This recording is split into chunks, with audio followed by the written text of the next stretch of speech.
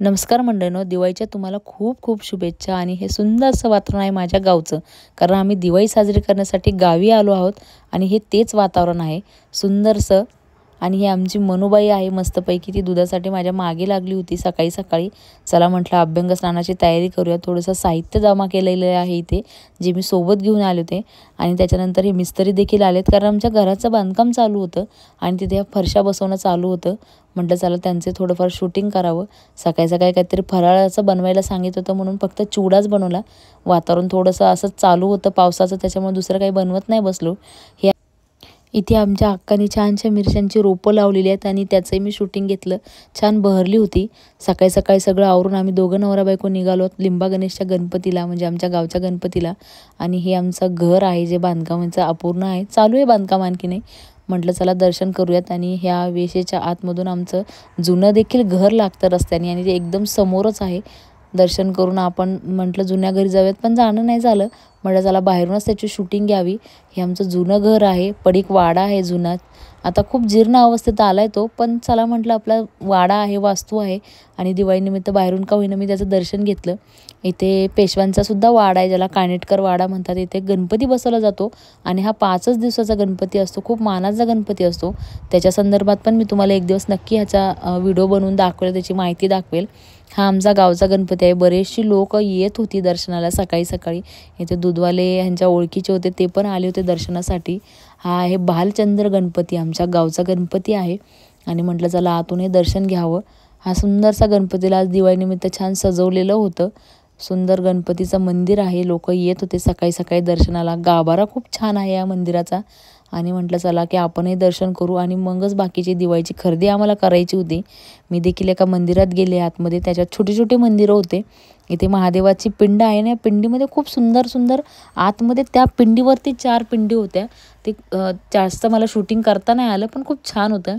इथे मोठी दीपमाळ आहे. आणि हां, याच्यात महत्त्वाचं म्हणजे हे चाफ्याचं झाड.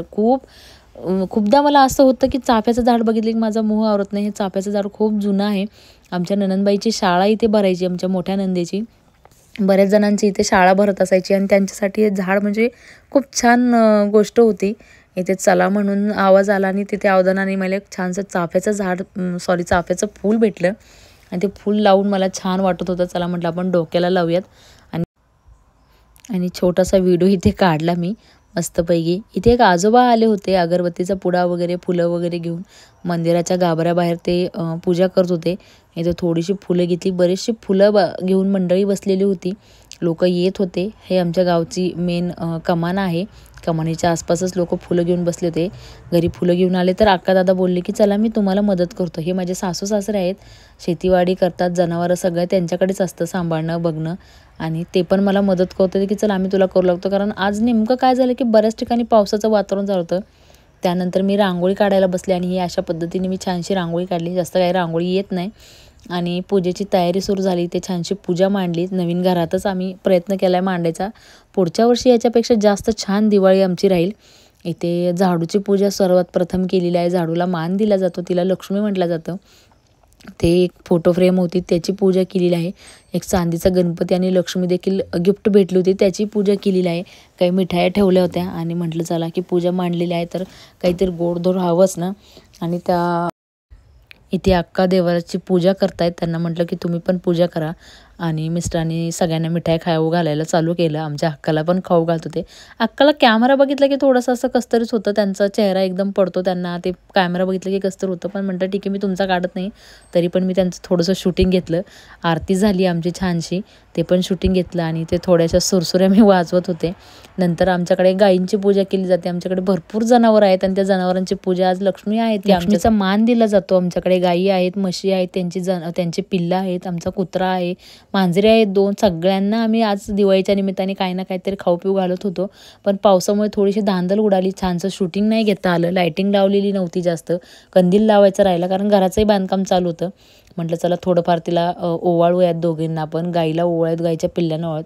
हे गीर गाईचं नवीन पिल्लू आलेलं आहे, त्यालाही ओवाळते. त्याला एवढी गडबड झाली होती ना की कारण ताटात केळी होती. म्हटलं पटकन ओवाळून घे बाबा, तू एकदाची केळी खा. हे दुसऱ्या गाईचं पिल्लू आहे, हे विचार गरीब आहे, छानसं हे ओवाळू देत होतं व्यवस्थित. पण तरी मी गडबड करतोय म्हटलं, कारण ह्यांचा मूड झालेला आहे जास्त आता खायचा. आणि मग ओवाळत होतो. आणि हे आहे आमच्या आगाऊ म्हशीचं, जिचं नाव होतं चिमणी. तिचंही पिल्लू आईचं नाव आहे टिंगणी. ही भलती आगाऊ आहे, ही फक्त आका दादालाच हात लावू देते. म्हटलं चल बाई तुलाही ओवाळते, कारण म्हणतात ना दिवाळी आली तर गाई म्हशींचा मान असतो. आणि ह्या म्हशीच्या पिल्लूला देखील मी केळी खाऊ घातली, दर्शन घेतलं. आणि अशा पद्धतीने आमची गावाकडची ही दिवाळी छानशी साजरी झाली आहे. उद्या आहे पाडवा आणि पाडव्याची देखील आमच्याकडे छानशी पूजा असते. तुम्हाला माझी ही गावाकडची दिवाळी कशी वाटली मला कमेंटमध्ये नक्की सांगा. माझ्या चॅनलला सबस्क्राईब करा आणि असेच नवीन नवीन व्हिडिओ बघत राहा. धन्यवाद.